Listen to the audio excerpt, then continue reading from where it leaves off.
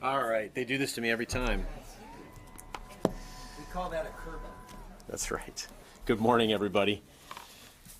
At the top, our apologies for the late notice to some of you on this. That was due to our fault, and we apologize for it. We do intend to get these notifications out earlier.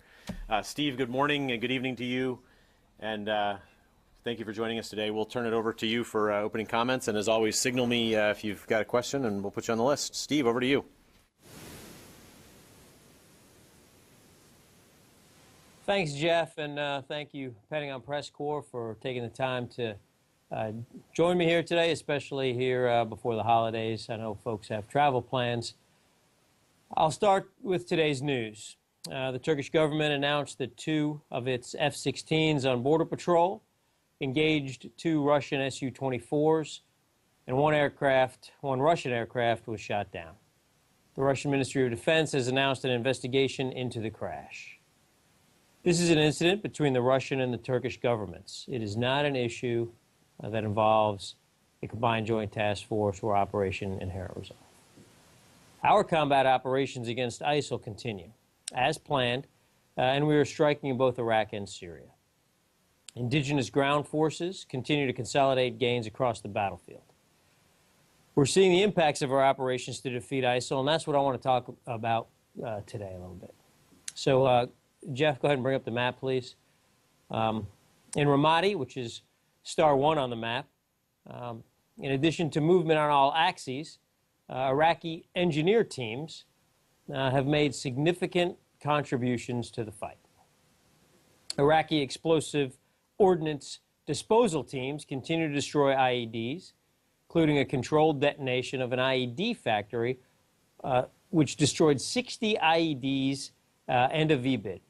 And speaking of VBIDs, and this is a notable fact that we've kind of uncovered in our recent analysis, as of now, we estimate that only 5% of ISIL's VBIDs are even effective. We attribute this to the sharpened ability of ISF to identify and destroy them, as well as targeted strikes by coalition and Iraqi aircraft to destroy the VBID factories and to impact their supply chain. Along the Mara line, which is star 7 in the upper left-hand corner of your map, vetted Syrian opposition forces and new Syrian forces began offensive operations to seize Harjala and Dalhala last Friday. After a tough fight, these forces successfully seized both towns. This is important because it's the first successful offensive operation since June along the Mara line. It's also important because it included members of the new Syrian forces. Again, these are the forces that we trained. We exfiltrated them out of Syria after proper vetting. We trained them. We infiltrated them back into Syria. And this isn't a program that we no longer, that's been discontinued. ISIL lost these towns, and with them, ISIL lost the ability to use them for attacks against the Mara line. I've got 2 pieces of video that I want to show you today. I'll set up the first one here a little bit. As we talked about just a few minutes ago, VBIDs are an ISIL weapon of choice. On November 18th in Ramadi, we struck a bridge which had been the primary route used by ISIL to send VBIDs to attack ISF forces along the southern axis. As you'll see here in a moment, ISIL can no longer use this road to attack the ISF. Divids, go ahead and roll that first video, please.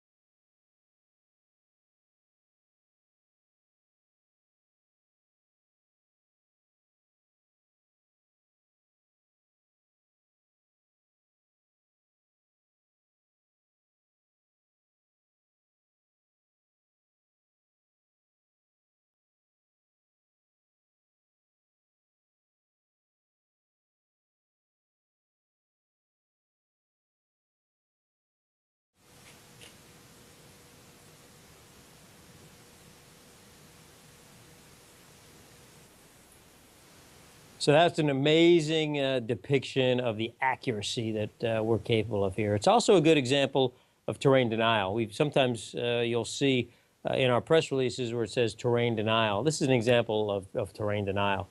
ISIL will no longer be able to use that bridge to send VBIDs against ISF. The second video that I've got for you is from an Operation Tidal Wave strike against ISIL's illicit oil system. Early Sunday morning on November 22nd, we conducted a large strike near Al-Hasaka and Deir az-Zor, which are in Syria, of course, and that strike destroyed 283 oil tanker trucks. Now, as we did on the first tanker truck strike, we conducted another leaflet drop ahead of time to warn the civilian drivers to leave the area before that strike. So, Davids, go ahead and please roll this second video. This one's about 3 minutes long, so you relax.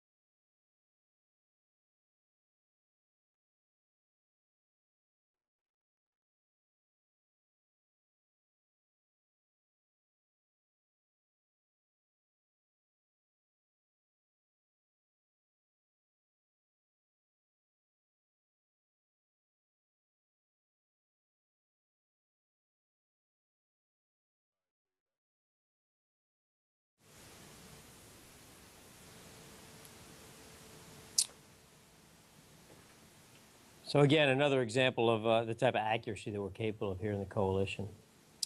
So to close out my remarks here, late last week, Russia, we noticed, issued a statement and a video that claimed they attacked and destroyed 500 ISIL fuel tankers. We took a look at the reports. We saw the video they released, and from what we saw, the battle damage assessment they issued seems to us to be exaggerated. More than likely, the Russian attack did not produce the results that they claimed it produced. Finally, before we go to questions, I want to remind everyone just who ISIL is and how ruthless they are with a vignette we picked up. On November 18th, Iraqi forces in Ramadi observed 22 civilians trying to get away from the fighting. As the civilians neared the ISF, ISIL opened fire at the crowd. In the process, they shot and wounded a 9-year-old little boy, shot him in the stomach. Luckily, the ISF was able to safely evacuate all the civilians. They stabilized the boy and transported him to a hospital. It appeared from the reports and our observations that ISIL was using those civilians as bait in order to get the ISF to come out so they could fire on them. This enemy has no regard for human decency, even for the people they claim to be protecting under their so-called caliphate. This concludes my prepared remarks, and now I'll take your questions. AP, Bob, or Lita, we'll start with you. Colonel Warren, Bob here. A question for you about that shoot down of the Russian plane. Did U.S. personnel hear or see any aspect of that sequence of events? And were there any additional incidents today involving a shoot down of Russian aircraft?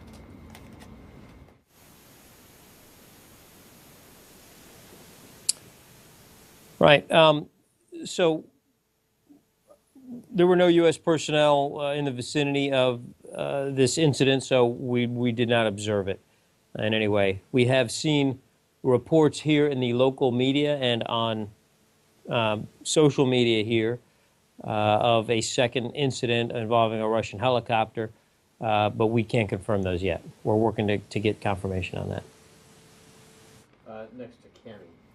Hi, Steve. It's Cammie from CBS. In light of what happened today, could you explain to us sort of in more detail about the U.S. F-15Cs that are in Turkey that I know they were requested by the Turkish government to be there to protect their airspace, but are they flying daily patrols? Are they only taking off when they're called upon? If they had been in a situation like the Turkish pilots found themselves in today, what are the rules of engagement for the U.S. pilots?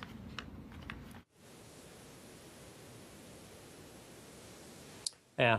So the F-15s, there are F-15s, as you know, in Turkey, conducting two different types of operations. Some are conducting ground attack operations against ISIL in Iraq and Syria. Others are assisting the Turks with some of their combat air patrol duties. None of the F-15s were in the vicinity of this incident when it took place, and so therefore frankly had nothing to do with it. I'm not going to detail the rules of engagement for our F-15s. This is information that others would like to know, and so we want to keep it to ourselves so that we don't get tested. So we do conduct patrolling. Obviously, it's a very large border, and F-15 can't be everywhere all at once. Incidents like this, with the Russians happen relatively rapidly. Incursion, contact, and then the actual incident itself. So there were no F-15s in the area, no American personnel in the area, no American equipment in the area. This was purely an action that took place between the Russians and the Turks. With the agreement, the understanding with the Russians and the skies over Syria and the communications now that have been set up with the Russians, would that apply to the border of Turkey if U.S. warplanes were flying there?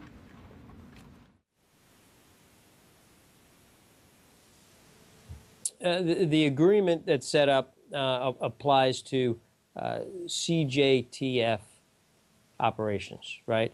So if the F-15s that are helping with the Turks, which belong to U.S. European Command and are not associated with CJTF. So there are some lines there. So I think that answers the question. Next to Barbara. Colonel Warren, on the plane still, is it true that you would have seen it, even though you weren't there, you did track it on your radars? You were able to observe through radar the Russian flight, and given that, do you believe, in fact, it was in Turkish airspace?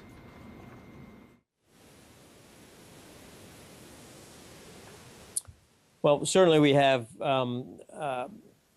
radars and other acquisition capabilities in place, and we are able to track all of the aircraft in those areas.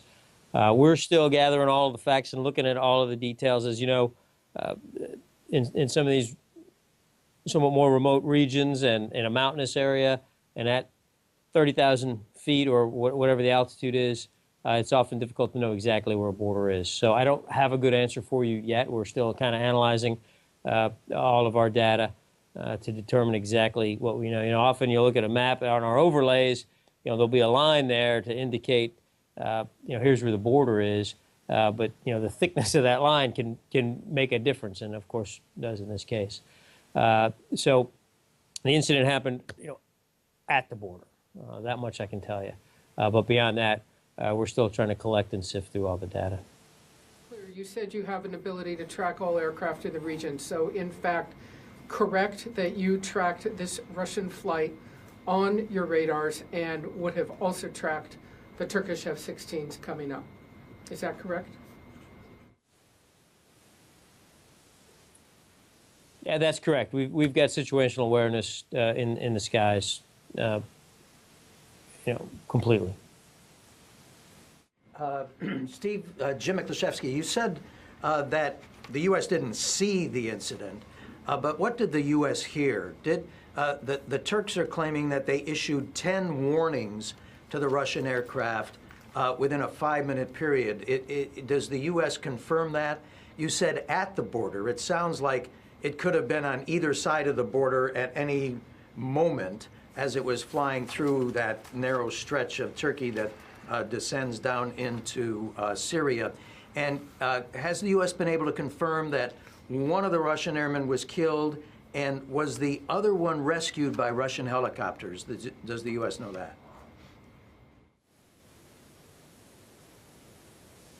We don't know the status of the 2 downed Russian pilots. Again, we've observed local media, social media, et cetera. But we're not in a position to confirm one way or another. We just don't know. And again, back to, you know, relative locations of aircraft and things like that, we need a little time to work all of that out. So you just got to give us a little time to analyze these things. It's not, you know, these things aren't as clean as they are in the movies where you can kind of see where everything is. I mean, it's just data that has to be collected and sorted through, so we know exact locations of things. So we need some time for that. But we just don't have it yet. It's simply not information that we have. On radio, right? I mean, so yeah, we were able to hear everything that was going on. Obviously, you know, these are on open channels. I'm sure there's others who've heard it all as well. Can you confirm that there were 10 warnings issued by the Turkish pilots to the Russian pilots, and the Turks claim the Russians did not respond? Can you confirm that?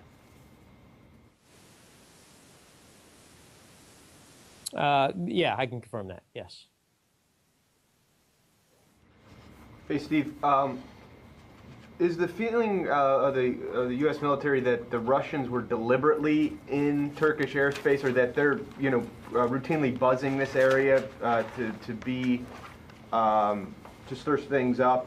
And is this the third time that the Russian aircraft would have breached Turkish airspace, or has there been additional ones that have not been yet reported?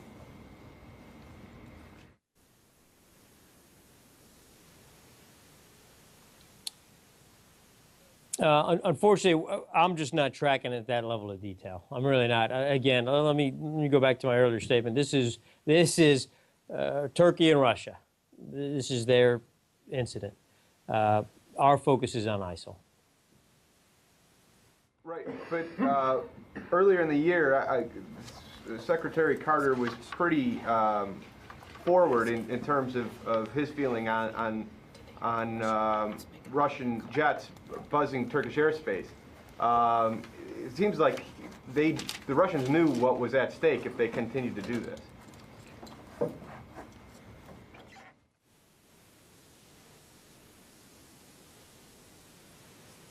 Are you asking me if I knew what the Russians knew? Yes, I'm asking you what the feeling is in terms of the U.S. military and Russia's actions in terms of routinely going into Turkish airspace.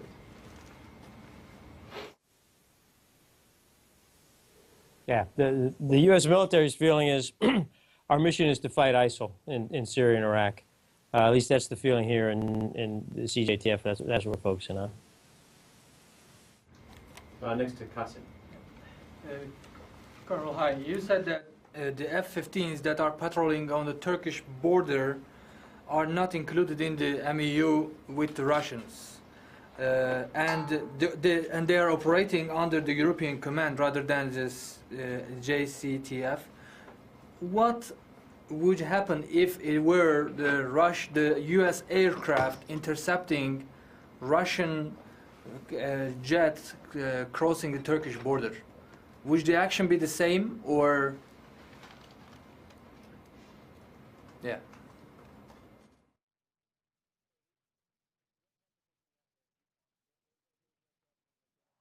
I have to ask UCOM. Those aircraft, when they're conducting that mission, are not under our control here at the JTF. Do you have concern that the Russians' aircraft will continue to cross the Turkish border at the same time endangering the United States aircraft patrolling in that area?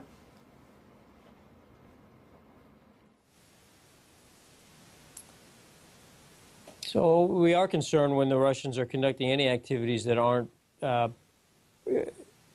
focused on ISIL, right? You know, the Russians have made claims of destroying 500 trucks that we don't believe they actually destroyed. They have said very publicly that their goal is to fight ISIL. Their actions, however, haven't shown anything like that. Only a fraction of their attacks have been against ISIL targets. There are no ISIL targets in that area where all this happened anyway. So we are concerned when the Russians don't do what they say they're going to do, right? The Russians have said that they're here to fight terrorism. But the Russians have routinely now demonstrated that their goal is to prop up and prolong the Assad regime. That's what they're doing. A majority of their strikes have been strikes that are a direct benefit to the Assad regime. And it's the Assad regime, really, in our view, that's the problem here, right? It's the Assad regime that has brought suffering and misery to the Syrian people, which in turn has led to the growth of ISIL itself. It's the whole reason we're here. So, yes. Next is Jamie. Steve, I have 3 questions for you about Russia. 2 of them are actually the things I think you wanted to talk about. 1 of them might not be. And I'll give you all 3 questions. You can just barrel through them. One is, you've said twice now that Russia exaggerated the effects of this attack on the fuel trucks, claiming 500. Can you give us an idea of the order of magnitude of that exaggeration? How many fuel trucks do you think were actually destroyed by Russian aircraft? Second question, you've talked again about the imprecision of the Russian airstrikes and the capacity for civilian casualties. Some human rights groups have recently put out some numbers in the hundreds of civilian casualties. Do you have any sort of way to quantify the number of civilian casualties caused by Russian airstrikes? And my last question, if you're writing these down, is you mentioned that at 30,000 feet at this area, it's not always easy to know where you are. So are there any alternative procedures that could be used in an air incursion like this, such as, for instance, escorting a plane out of the airspace as opposed to taking the action of shooting it down?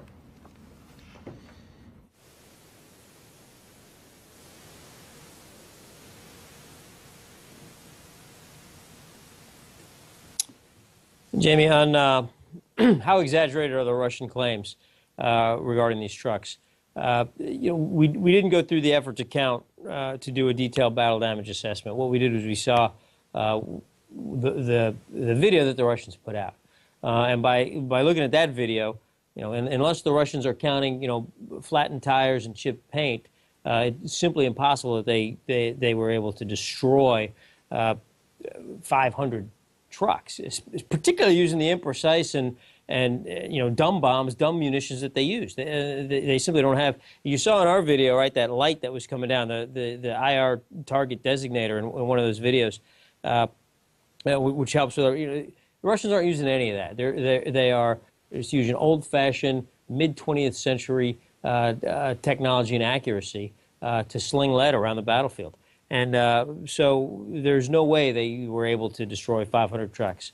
My guess is it's probably an order of magnitude of an exaggeration. So, under 100, I would posit. Sivkaz, what we've seen is possibly upwards of 1,000 civilian casualties caused by the Russians. Now, this isn't our count. I want to caveat that. This is counts that we've observed from third parties, from non-governmental organizations. But we think those counts are probably fairly accurate, including over 100 kids. So again, this is the sloppy military work. This is the reckless and irresponsible, imprecise, and frankly uncaring approach to operations in Syria that the Russians have taken on. Alternatives, there's a whole range of alternatives that are available to aircraft in the air. Escorting is one. There's a whole range of intercepting and things that can be done. But again, it's really. This is in broadly speaking. Obviously, this is a matter. This is a decision that got made. It's really a matter for the Turks to talk about. Colonel Warren, more on the plane. Based on what you saw on the radar, did the fighter come up from Latakia?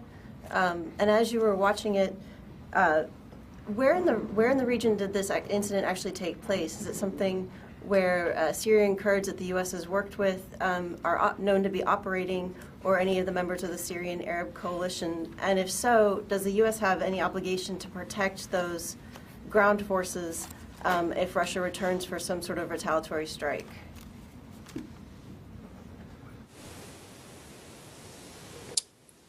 We've seen the Russians already strike forces that are, moderate Syrian opposition forces.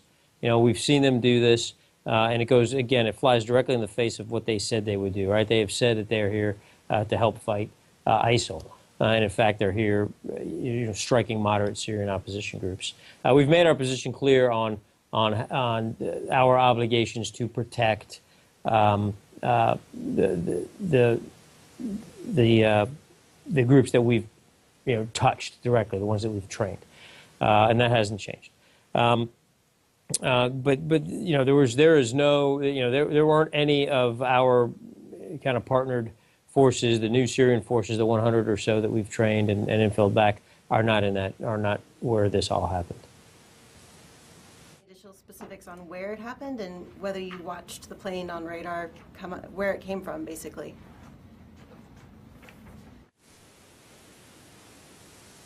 Well, yeah, of course, yeah, we know exactly where it came from. And the Russians, everyone I think has already announced that, right? It came out of Latakia or Latakia, and the incident happened in Hatay province. Next to Lucas. Hey, Colonel Warren, it's Lucas. If a country's territorial airspace extends 12 miles from its border, shouldn't the Russian aircraft have avoided going into that buffer zone?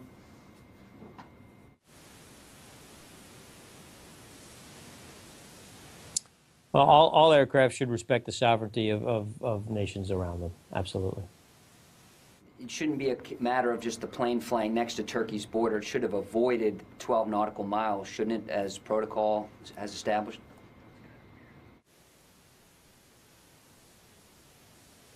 Yeah, the international protocols and standards and norms are very well established, very well known by all players.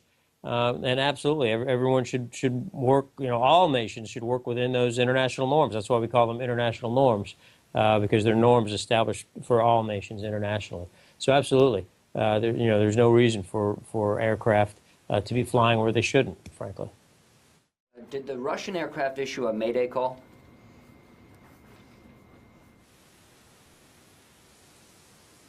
Unknown. Ma'am, I'm sorry. It's okay. Jennifer Ladd. Jennifer, yes. Hi, Steve. I was just wondering if you could tell us what kind of aircraft were performing the strikes in the videos that you showed us, and if they were American aircraft, or if you're able to say. The bridge and the fuel trucks. Right. The fuel trucks strikes were, in this case, was all American strikes. It was A-10s and Spectre gunships. And it was interesting, those two different kind of vantage points. There was also a UAV flying there. So some of those shots that were kind of zoomed out, where you could see the entire target area, all the trucks lined up, sort of in a shape of a D, I guess it was. That was from a UAV that was observing the full motion video observation platform, and then it would switch to actual gun camera footage. And in some cases, I think you'd see a bomb would have been from an A-10, and then when you saw the guns, the machine gun fire, that could either have been A-10 or C-130 Spectre gunships. On the bridge strike, I'd have to go back and look. I didn't check to see what type of aircraft delivered that munition. Steve, hi, it's Paul Schinkman with U.S. News. Again, on the fuel tanker strikes, it looks like from the video that they were targeting specific trucks instead of targeting them en masse. There were many in a line, for example, and only one was targeted. Can you sort of talk about what the plan is with that? Is that a design to kind of send a message, or is it meant to block other trucks from being able to move? Why only one when it seems like you could target all of them if you wanted to?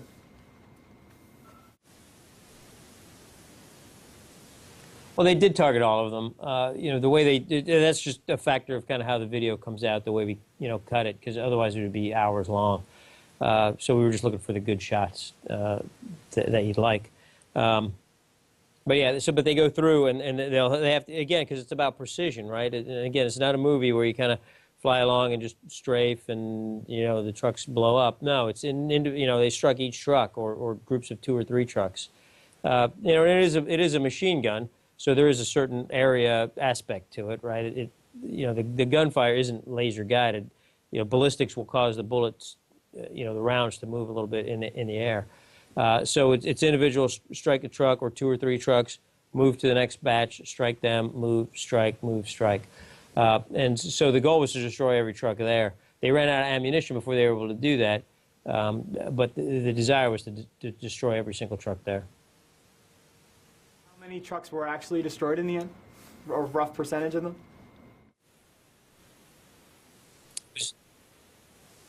$283 destroyed in this attack, 116 in the first one, for a grand total of 499 trucks destroyed.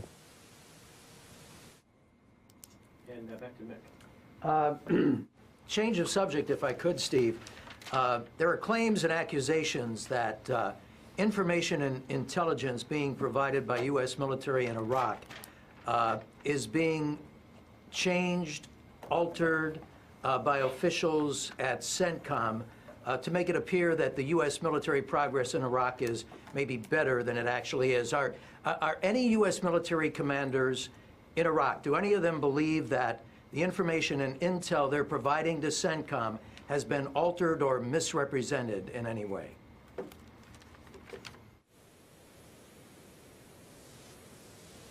Thanks for that, Jim. Again, this is an ongoing investigation, so we always have to moderate our words in this. But what I'll tell you is that commanders here rely on intelligence. This is very much an intelligence-driven operation, and we here have great faith in the intelligence professionals who support us here on the ground.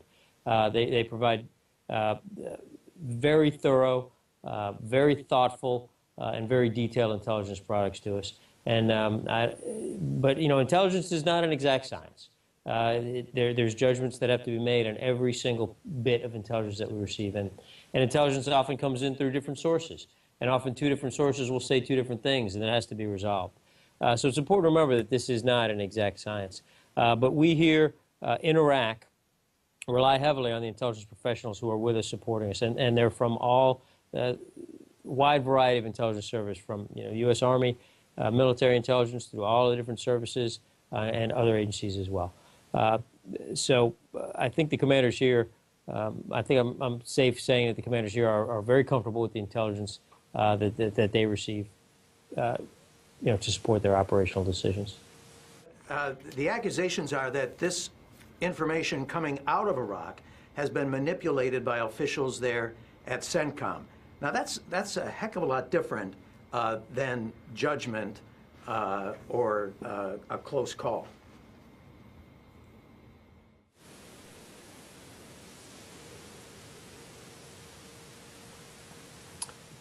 Yeah, then obviously that's echelons, above us here in Iraq. I know the intelligence professionals here in Iraq who are collecting this intelligence and processing it at our level are great professionals and are faithfully moving that information up the chain of command. What happens after that is, this is exactly what the Inspector General is looking at, so we need to let that play out. Yeah, hi, Colonel Richard Sisk, military.com. Colonel, if you could go back, please, to the what you started talking about at the beginning, about the engineering and the effects against the VBIDs down south in Iraq, around Ramadi and all of that. The Kurds earlier talked about they made effective use of the AT-4s and Milans that they got from the Germans against the VBIDs. Have you been working the AT-4s around Ramadi and other areas there to stop the VBIDs? Is there any thought to giving the ISF tows?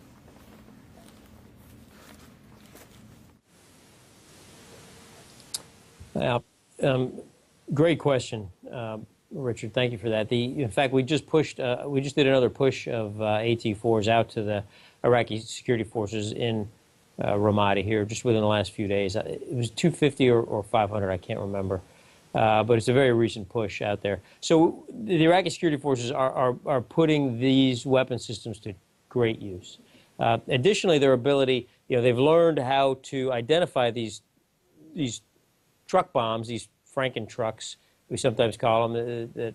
The enemy will take a vehicle, they'll bolt on extra pieces of metal around it, they'll stuff it full of explosives, and they'll try to drive it into the flank of ISF formation to create confusion and panic and mayhem. And early on, it was working. That was exactly what was happening. But the Iraqi security forces have adapted, right? It's a combination of training and experience, and they've learned to recognize these trucks. They've learned to know how the enemy is employing them, and most importantly, they've learned to counter them, both through intelligence collection and through direct action, obviously with these AT-4s. So right now the AT-4 is what's needed. It's effective. Nothing larger like a tow missile really needed. So let's get those AT-4s out there and get them put to use. And I think this is a great example of, this is one example, this VBID piece. I hope I didn't skip over it. I mean, this is a critical point. VBID effectiveness is 5%. So that means 95% of the VBIDs that ISIL is attempting to send against ISF forces are ineffective. 95% ineffective. And that's because of several things. One, because the ISF have gotten better about dealing with them. Two, because we have gotten better about finding them from the air as they're moving, and often we're able to strike them from the air. Three, we've been very deliberate in our efforts to find and destroy their VBID factories, right? And you've heard me talk about the idea of attacking their industrial base. We were going after their oil, which is a little bit more of a strategic, longer-term impacts, right? Taking out their oil today won't necessarily make something change tomorrow, but it will make something change downstream. But hitting these VBID factories, we are seeing an impact. There's fewer VBIDs on the battlefield. When they do come out, they're not as well made. Often they'll self-detonate before they're able to reach their target. They're softer for us, so they're easier for us to kill or for the ISF to kill. And in fact, recently in all these rains, we saw several of them actually get stuck in the mud. And then while ISIL was trying to get them out of the mud, they would detonate. So this, I mean, often I get asked, what's the impact? We list the strike numbers. You notice I didn't list the total number of strikes today. And I did that for a reason, because maybe numbers don't tell the whole story. Some of it is the downstream results. And so what have we seen? We've seen these V-beds effectiveness drop, by 95%, or 95% ineffective. We've seen ISIL sending civilians out as an effort to try to bait the ISF so that they can shoot them. We've also seen some other things, like a reduction in the number of personnel sitting at checkpoints. So that gives us an indicator that maybe things aren't as good as they could be in ISIL land, because they can't get as many people out on their checkpoints. So we're starting to see changes in the way ISIL operates every day on the ground here. It doesn't mean this is over. We're a long way from over. But what it does mean is that the ISF and this air campaign are, in our view, beginning to gain some traction. And it goes back to that full, operationalizing the entire battlefield so that there's pressure in multiple places at multiple times. So that was a long answer to your question, but hopefully it got there. Colonel, just quickly, does the ISF have Milans as well, in addition to the AT-4s? The Germans gave a bunch of Milans to the Kurds, and the Kurds say they've been very effective.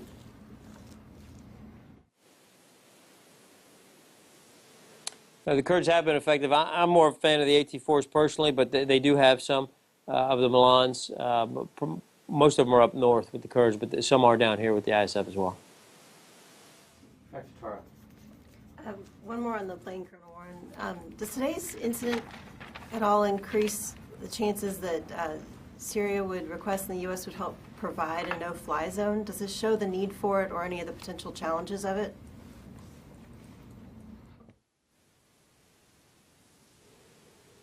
I think it's too soon to tell, Tara. I think we need to let this, let us examine this a little bit more and draw some conclusions. Hey, Colonel, Louis here with ABC.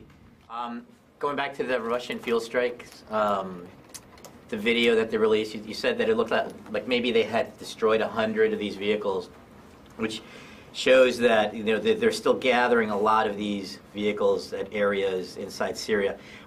Were these the same locations that were struck, or is this the ISIS using its capability, moving around at different spots where they can collect this fuel?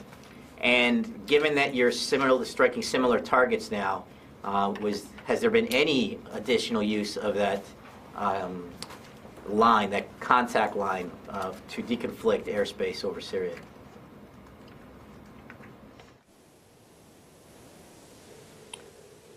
So on the Russian strikes, they're same region, different location, right? So same general region. The oil wells are in Dar ez-Zor, and so where the wells are, that's where the trucks are. So it's notable that the Russians started, striking the trucks after we were met with such stunning success. The Russians, I guess, felt like they had to try and get in on that. We haven't. Right now, again, we have this line established, this communications channel that we've established through an MOU that was used. The Russians called us before they were about to do their cruise missile strikes. They called us and let us know that was going to happen. There were no calls. The Russians haven't called us about any of these truck strikes or frankly, any other strikes. So, no. If I could have a follow-on, I think the estimate is that there are 1,000 of these trucks that are involved in the illicit smuggling operation. If you do the math with what the U.S. has destroyed and what the Russians have destroyed, we're almost to half of that. Is that correct?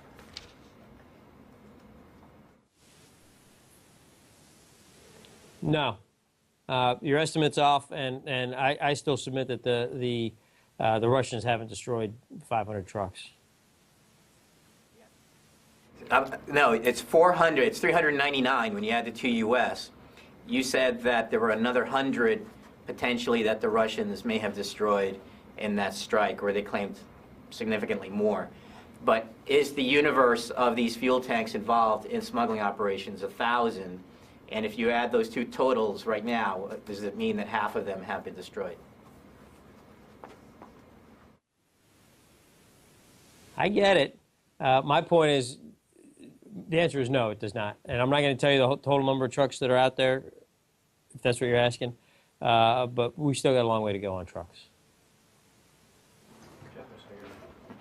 Colonel Jeff Selden with VOA. Just want to clarify a couple things. With the VBIDs, you said that they're down to 5% effectiveness. Can you talk about how effective they had been at the beginning? Was it 100? Was it 90%? And with the fuel trucks that we saw on the strike, were those full or empty? It looked like there were some really big explosions, but there also looked like there weren't very big explosions at all, and just debris flying. And then finally, have you detected any change since the incident with Turkey and the Russian plane going down in the Russian flights in that area? Have they increased flights? Have they decreased flights? Can you say?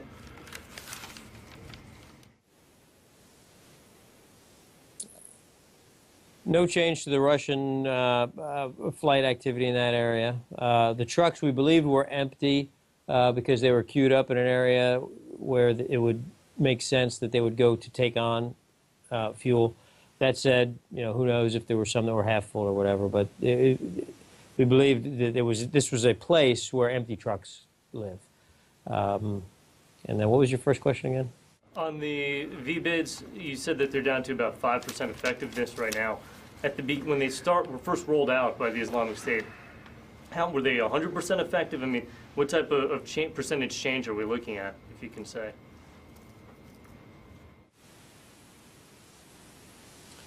Yeah, near 100%. Rarely in life is anything 100% effective, but they were near 100% effective early on because we didn't know how to deal with them, or particularly the ISF didn't know how to deal with them. And we would get lucky and get one once in a while, but it took a while for us to realize that, A, how they were using these things as a weapon, and then to figure out how we could counter them. So they were near 100% effective. And again, now they're down to 5%. Gordon. Hey, Colonel Warren. Gordon Lubel. Just to clarify something, and sorry if I missed it at the top, but using the MOU between the U.S. and Russia, there was no indication of this flight that we're talking about, these flights that we're talking about today, that resulted in the one being shot down. Is that correct?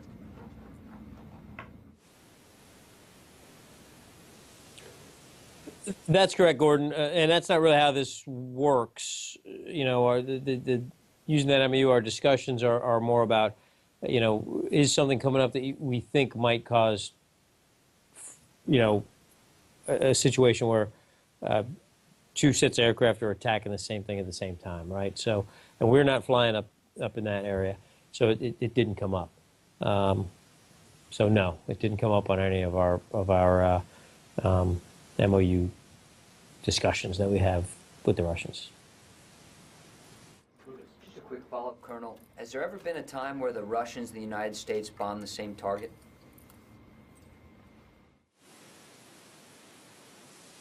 Not to my knowledge, no. Last call. All right. Thank you, everybody. Happy Thanksgiving to you, Steve. Thank you for your service. And thank you, everybody. Thanks. Happy Thanksgiving to you guys, too. Look forward to seeing you next week.